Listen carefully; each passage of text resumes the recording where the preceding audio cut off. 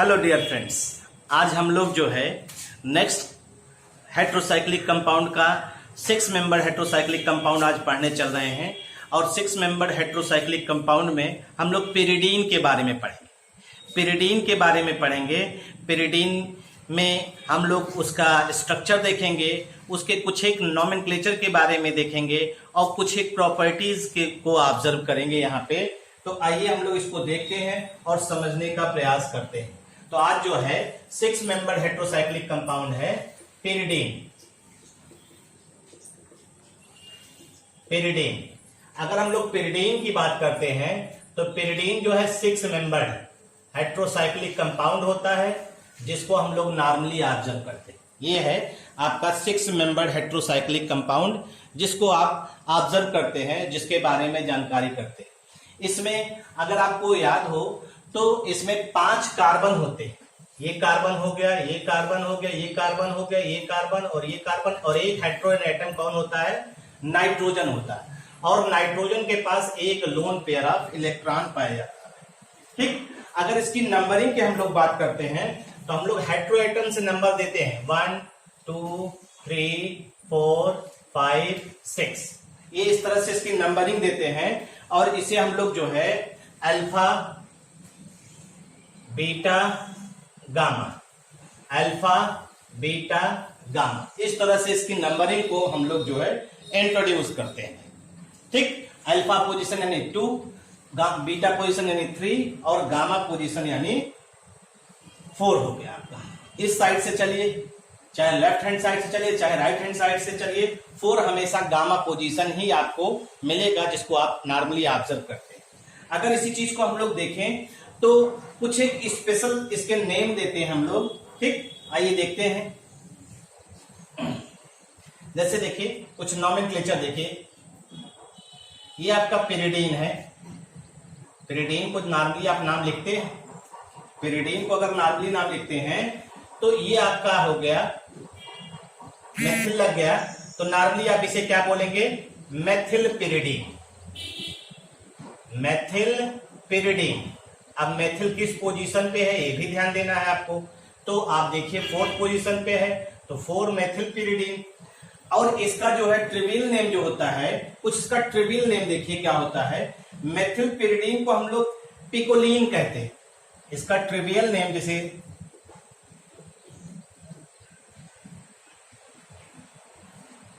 पिकोलीन, यानी methyl pyridine को हम लोग पिकोलीन पढ़ते हैं। मेथिल पिरिडीन को हम लोग क्या पढ़ते हैं? पिकोलीन के बारे में पढ़ते हैं। और ये जो आपका मेथिल है वो किस पोजीशन पे है? गामा पे। मेथिल गामा पे है तो इसे गामा पिकोलीन भी कहते हैं। ठीक, अगर जो है मान लीजिए ये अल्फा पोजीशन पे हो जाए, ये मेथिल पिरिडीन आपका इस तरह से हो जाए, तो इसे हम लोग कहेंगे अल्फा पिकोलीन। इसे हम लोग क्या कहेंगे? Trivial name alpha picoline. और अगर इसी तरह से बीटा पोजीशन पे हो जाए,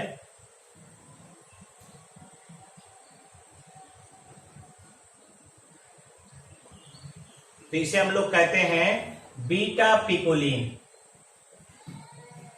इसे हम लोग बीटा पिकोलीन कहते हैं। अल्फा, बीटा और गामा पिकोलीन के बारे में हमने आपको बताया कुछ।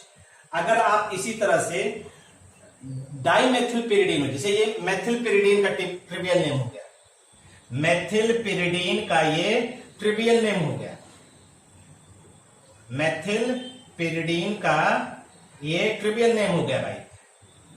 ठीक, ये मेथिल पिरिडीन का है। अगर डाइमेथिल की बात हम लोग करते हैं,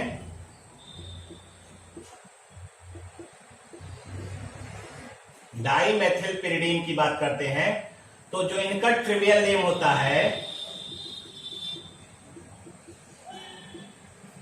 इनका ट्रिवियल नेम होता है वो होता है ल्यूटिडीन।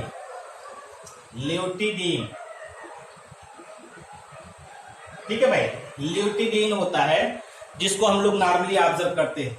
जैसे देखिए अगर हम लोग इसको ले यहां पे NCH3 और CH3 और ये इस तरह से पोजीशन हो जाए, ठीक, तो इसे हम लोग क्या बोलेंगे, 2,4 डाइमेथिल या 2,4 ल्यूटिडीन करें। ट्रिवियल नेम ले रहे हैं ना, इसका क्या नाम हो जाएगा, 2,4 ल्यूटिडीन, 2,4 ल्यूटिडीन। ठीक। और अगर हम लोग इसी तरह से ऑब्जर्व करें ट्राइमेथिल के लिए, अगर हम लोग इसी तरह से ऑब्जर्व करें ट्राइमेथिल के लिए, तो इसको ऑब्जर्व कर सकते हैं,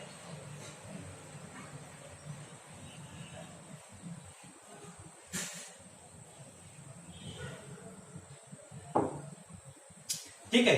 अगर ट्राइमेथिल के लिए ऑब्जर्व करें, ट्राइमेथिल पिरिडीन के लिए ऑब्जर्व करें, तो इसका जो ट्रिवियल नेम होता है,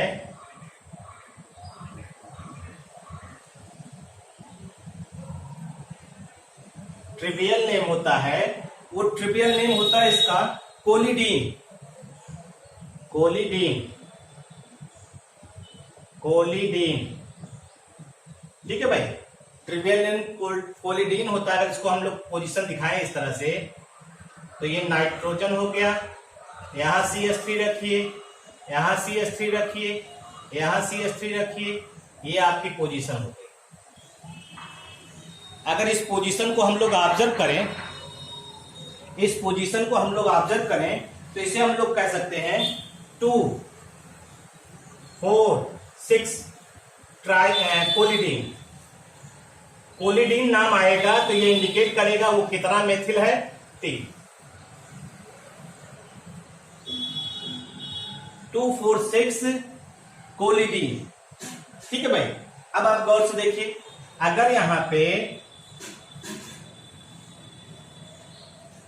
नाइट्रोजन है और आपके पास सिर्फ एक CH3 के स्थान पे COH हो गया, ठीक है, CH3 के स्थान पे COH हो गया, तो आपको याद होगा आपने जो है अगर एक मेथिल ग्रुप था तो उसे पिकोलिन कहा था, तो अब उसी के डेरिवेटिव्स का पिकोलिनिक एसिड, पिकोलिनिक एसिड हो जाएगा, ये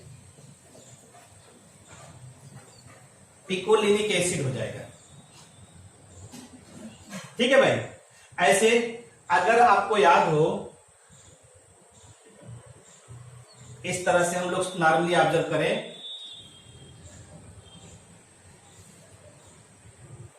इसको पोजीशन के हिसाब से नाम चेंज होगा भाई इसे। अगर COH यहां आ जाए, ये सब ऑर्गेनिक कंपाउंड इंपॉर्टेंट है भाई, एल्कलॉइड्स में बहुत पाए जाते हैं। निकोटीनिक एसिड, निकोटीनिक एसिड इसे पढ़ते हैं। और अगर इस तरह से पाया जाए तो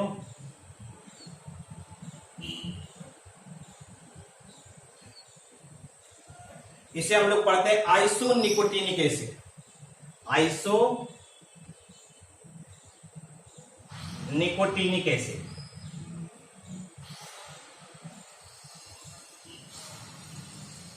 इसका मतलब है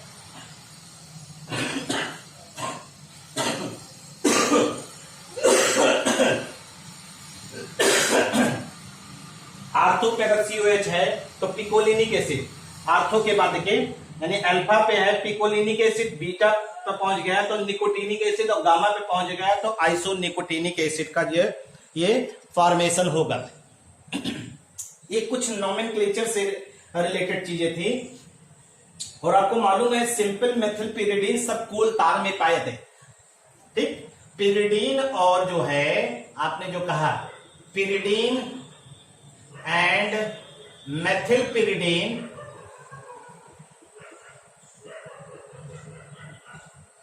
पिरिडीन एंड मेथिल पिरिडीन, ये जो है सिंपली आपका अकर इन कोल तार, अकर इन कोल तार,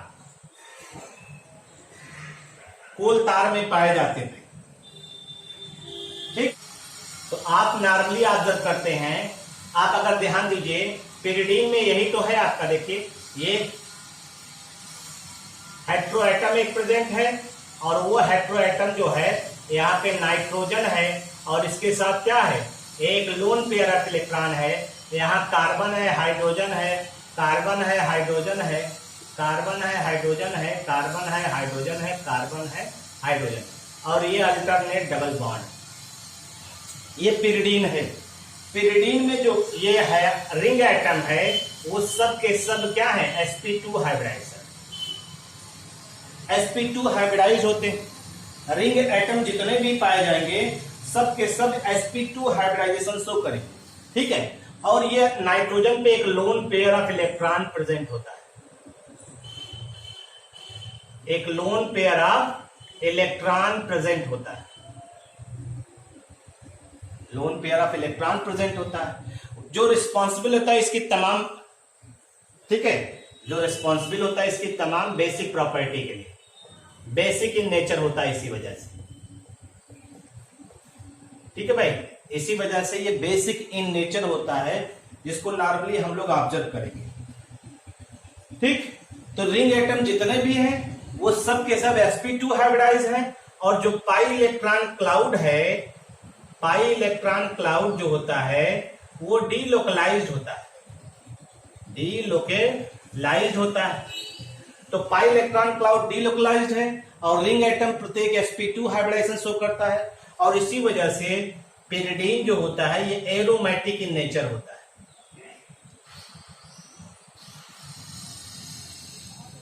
एरोमेटिक इन नेचर होता है, ठीक है भाई। और आपको मालूम है ये तमाम प्रॉपर्टी शो करेगा भी इस लोन पेयर की वजह से और अपने नेचर की वजह से, उसको देखा जाएगा। तो आइए आप इसी का रेजोनेंस स्ट्रक्चर देखते हैं, क्योंकि तमाम प्रॉपर्टी इससे भी रिलेटेड है। रेजोनेंस स्ट्रक्चर ऑफ पिरिडीन,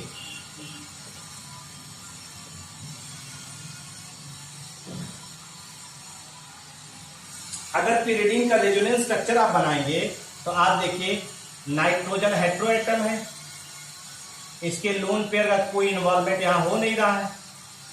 अगर लोन पेयर का कोई इन्वॉल्वमेंट नहीं हो रहा है तो रिंग एटम हेट्रो एटम है, इसकी इलेक्ट्रोनेगेटिविटी ज्यादा होती है, पाई इलेक्ट्रॉन को अपनी तरफ खींचेगा।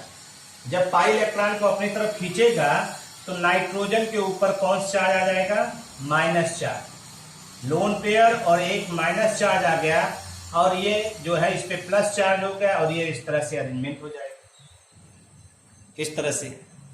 अगर अब इसी प्लस चार्ज को आप चाहें तो पूरे कार्बन पे घुमाइए।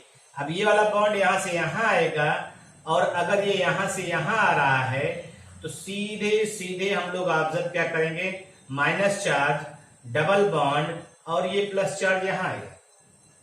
यानी आप जो प्लस चार्ज चलता है रिंग पे वो अल्टरनेट पोजीशन पे चलता है, ये आपको मालूम है, ठीक है। अल्टरनेट पोजीशन पे चलता है, ये आपको मालूम भी है। अब ये यहां से यहां पहुंचेगा कैसे, जब ये वाला डबल बॉन्ड जो है यहां से यहां मूव करेगा तो इस तरह से अरेंजमेंट आप देखेंगे तो ये पाएंगे nitrogen lone pair minus charge, और ये इस तरह से रहेगा, ये डबल बॉन्ड आपका देखिए इस तरह से मूवमेंट हो रहा है। अब अगर यहाँ पे नंबरिंग हम दे दे इसको, ये नंबर 1 हो गया, ये नंबर 2 हो गया, ये नंबर 3 हो गया, नंबर 4 हो गया, नंबर 5 हो गया, नंबर 6 हो गया। तो आप यहां देखिए पॉजिटिव चार्ज कहां आ रहा है, नंबर 2 पे, नंबर 4 पे, नंबर 6 पे। यानी इलेक्ट्रॉन डेफिशिएंसी आपको कहां दिखाई दे रही है, 2, 4 और 6 पे। 2, 4 और 6 पे अगर इलेक्ट्रॉन डेफिशिएंसी आपको दिखाई दे रही है, इसका मतलब है कोई भी इलेक्ट्रोफाइल इस पोजीशन पे आकर के अटैक नहीं करेगा। इसका मतलब क्या हुआ, on the basis of above, हम लोग ये कह सकते हैं कि on the basis of above, on the basis of above resonating structure,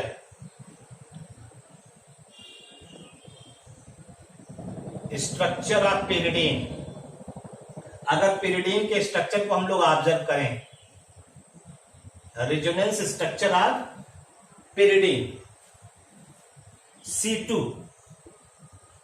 C2 हो गया, C4 और C6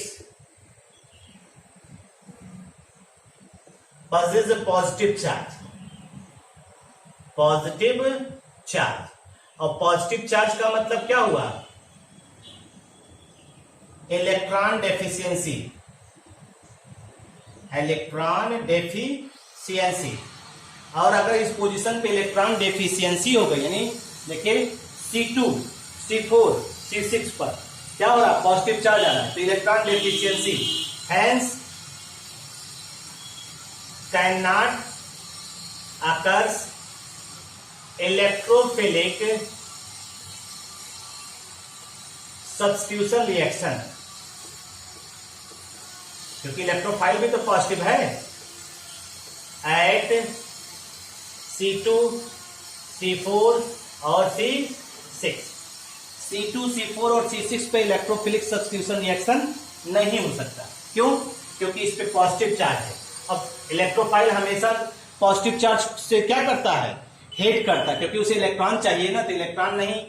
अब देखिए यहाँ पे तो जो इलेक्ट्रोफिलिक सब्स्टिट्यूशन रहेगा बचा कौन सा, 3 और 5। 3, 5 जैसे नाम से ही पता, 3, 5 भी आप भी खूब करते हैं। तो C3 और C5 are the position where electron density are high या relatively high than C2, C4 और C6। Hence electrophilic substitution reaction, इसीलिए इलेक्ट्रोफिलिक सब्स्टिट्यूशन रिएक्शन अभी हम लोग पढ़ेंगे। Electrophilic substitution reaction takes place कहां पे होगा, एट C3 या C5। ये हम लोग आता है। जो भी इलेक्ट्रोफिलिक सब्स्टिट्यूशन रिएक्शन हम लोग को ऑब्जर्व करना है वो क्या बताएगा, इलेक्ट्रोफिलिक सब्स्टिट्यूशन रिएक्शन तीसरे और 5वें कार्बन पे ही हम लोग नॉर्मली ऑब्जर्व करेंगे, ये ध्यान रखिए।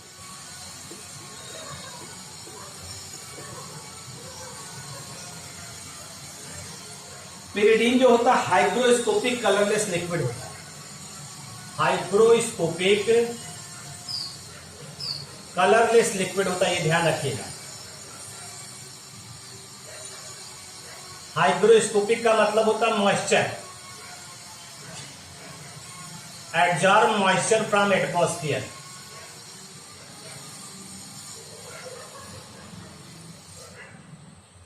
ठीक है भाई, जैसे आप देखते हैं कभी कभी नमक अगर ओपन में रख दीजिए तो पसीजने लगता है, और पसीजने का मतलब वो उसका नेचर कैसा हुआ, हाइग्रोस्कोपिक। ये जो मॉइस्चर, नमी की मॉइस्चर रहती है उनको वो एब्जॉर्ब कर लेता है। ठीक है, तो यहां पर यही चीज कहा जा रहा है कि हाइग्रोस्कोपिक नेचर होने का मतलब है मॉइस्चर को एब्जॉर्ब कर रहा है, और कलरलेस लिक्विड है ये। ठीक, कलरलेस लिक्विड के अलावा जो है, अगर हम इसकी प्रॉपर्टीज की बात करें तो इसकी प्रॉपर्टीज में हम लोग नॉर्मली ऑब्जर्व कर सकते हैं। प्रॉपर्टी आर कैटेगराइज इनटू, पहला देखिए, पहला है reaction involving the nitrogen atom. हम लोग ऐसी बात करने चल रहे हैं पहले जिसमें नाइट्रोजन एटम का इन्वॉल्वमेंट,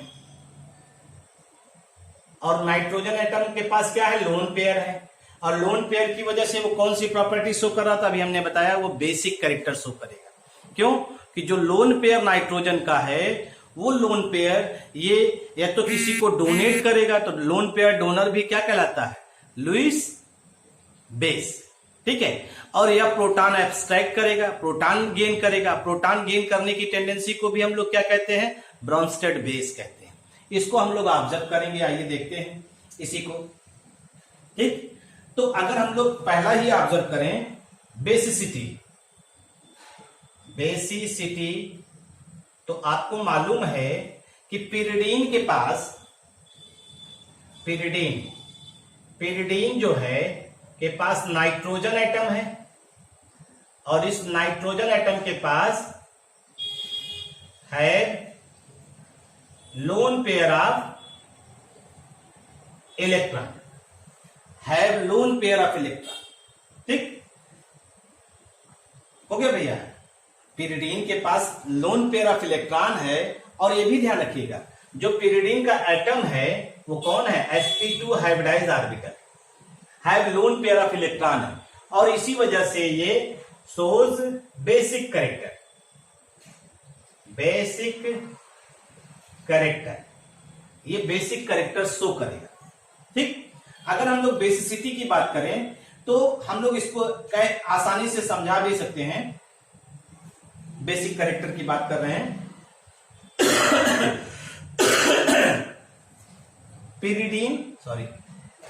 पेरिडीन जो होता है behaves as weak Lewis base,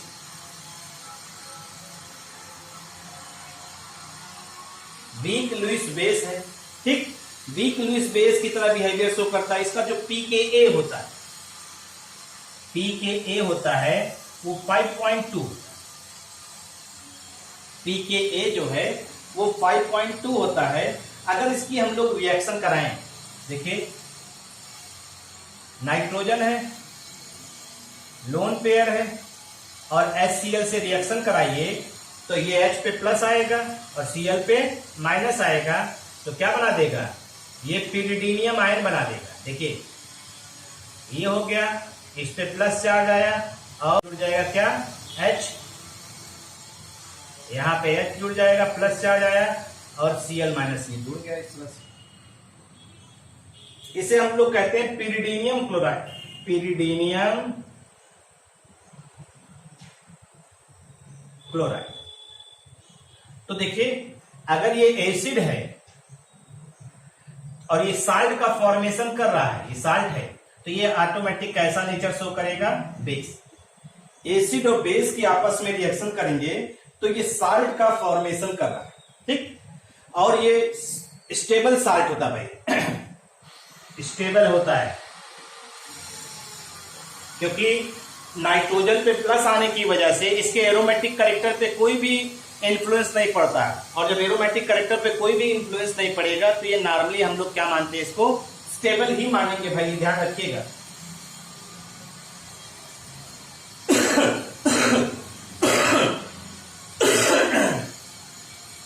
ठीक, अगर हम लोग इसी को ध्यान दें, जो नाइट्रोजन का लोन पेयर है,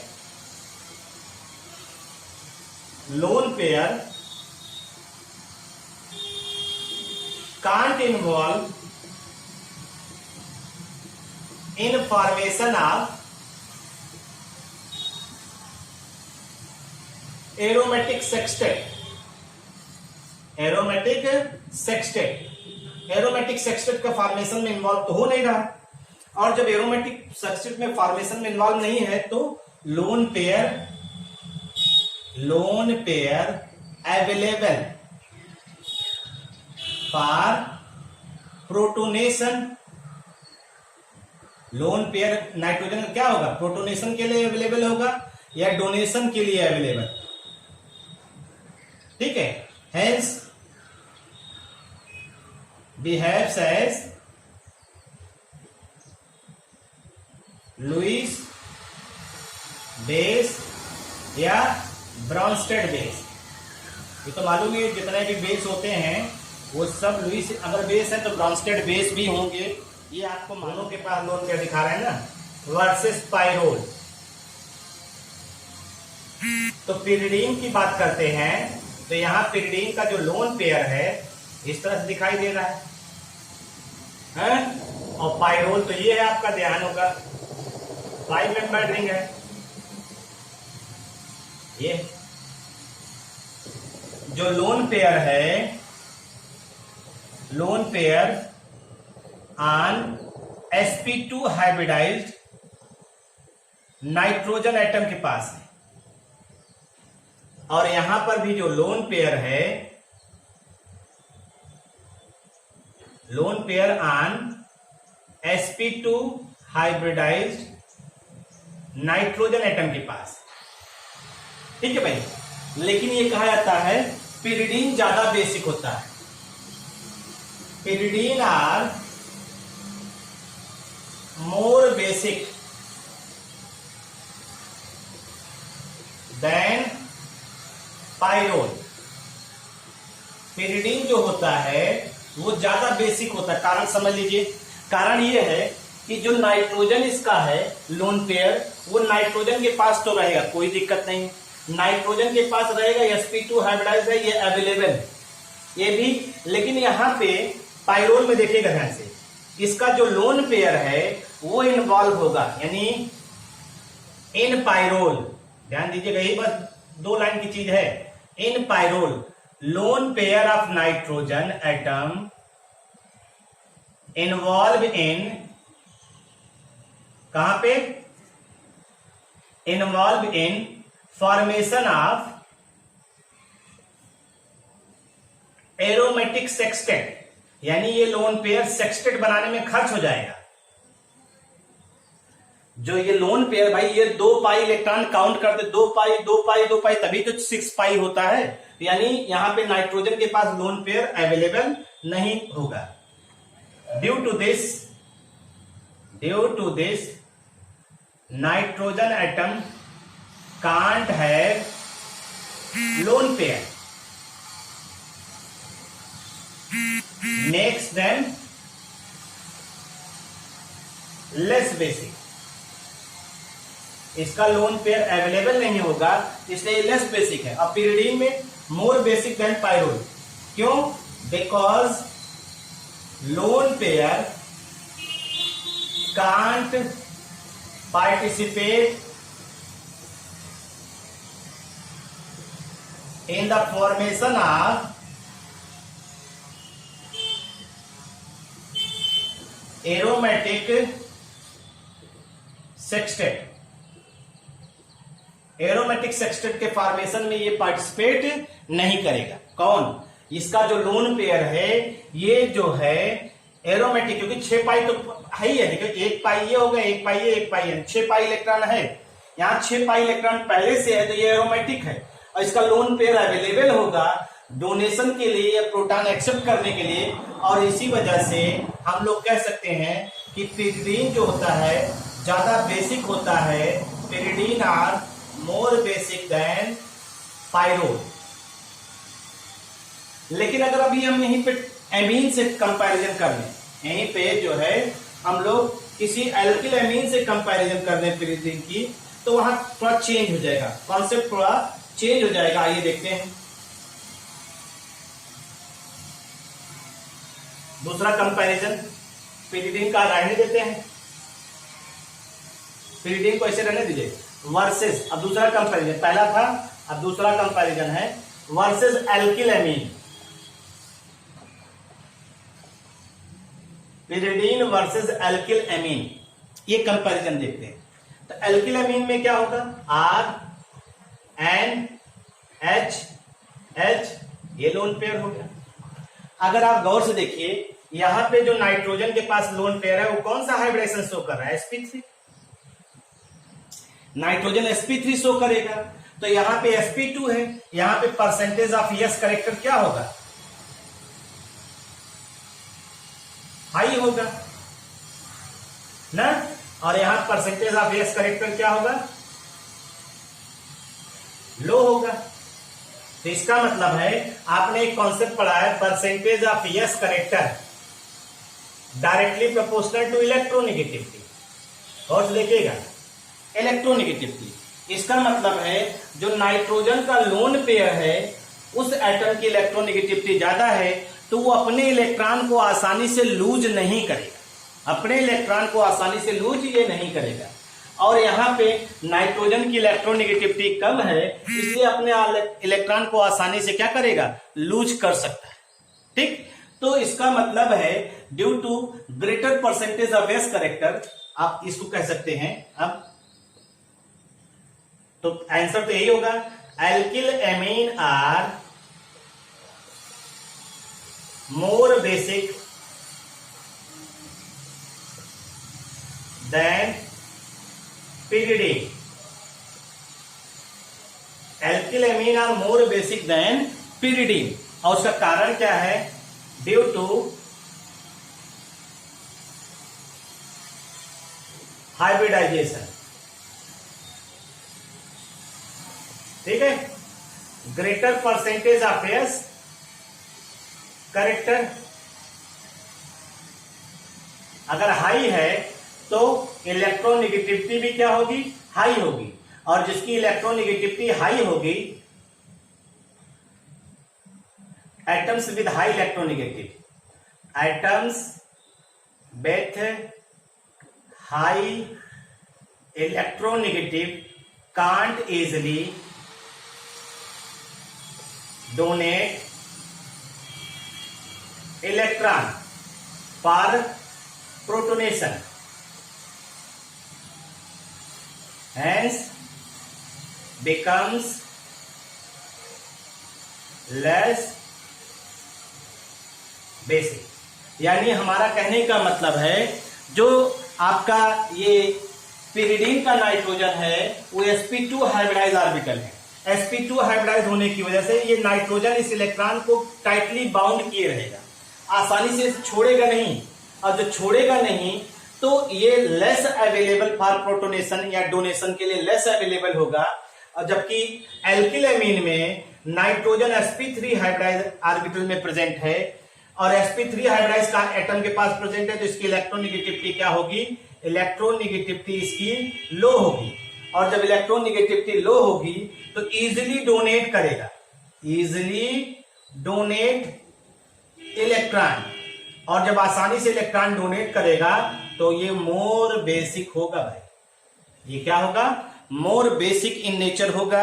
ये आप ध्यान रखिएगा इस चीज को, और इस चीज को आप ऑब्जर्व भी कर सकते हैं और पढ़ भी सकते हैं, इसमें बहुत ज्यादा दिक्कत नहीं है भाई। ठीक है भाई। की प्रॉपर्टीज नेक्स्ट टर्न पे जब भी मीटिंग होगी आपके साथ। थैंक यू, अच्छे से पढ़िए। Thank you.